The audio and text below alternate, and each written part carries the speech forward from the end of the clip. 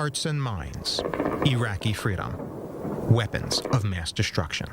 20 years ago on this day, the United States invaded Iraq and shattered the Middle East. At this hour, American and coalition forces are in the early stages of military operations to disarm Iraq, to free its people, and to defend the world from grave danger. On my orders, coalition forces have begun striking selected targets of military importance. Iraq was dubbed part of the axis of evil, nations the United States said were responsible for 9/11. When the evidence was sparse, the CIA said Saddam had weapons of mass destruction. It took only 6 weeks to completely demolish the Iraqi army and declare mission accomplished. Major combat operations in Iraq have ended.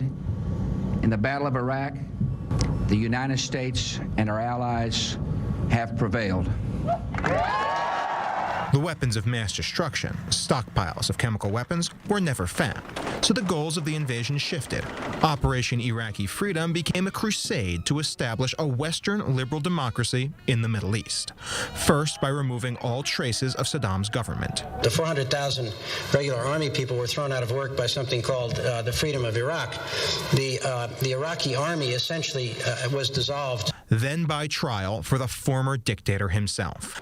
الحكم على المدان صدام حسين المجيد بالإعدام شنقا حتى الموت لارتكاب الشعب كجريمة ضد الإنسانية وفق المادة 12 أولا أليف بدلالة المادة. But hundreds of thousands of skilled fighters with no prospects saw a power vacuum and opportunity, the birth of the Islamic State. That same power vacuum led also to the rise of Iraq's former rival, Iran, letting it grow into an unchecked regional power. As many as 400,000 Iraqis have been killed by the violence of war, instability, and caliphate since. Iraq still has no liberal democracy.